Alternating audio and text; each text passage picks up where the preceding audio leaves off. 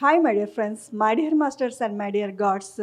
బుద్ధ పౌర్ణిమ వేడుకలు మన కర్నూలు జగన్నాథ ఘట్టం నందు జరుపుకుంటున్నాము. ఏప్రిల్ 30, మే 1, 2 తారీఖులలో జరుగుతున్నటువంటి ఈ అద్భుతమైన కార్యక్రమంకు మీరందరూ రావాలని ఆహ్వానిస్తున్నాము. మరి ఇటువంటి అద్భుతమైన కార్యక్రమంలో ఎంతో అద్భుతమైనగా సామూహిక ధ్యానము జరపబడుతుంది.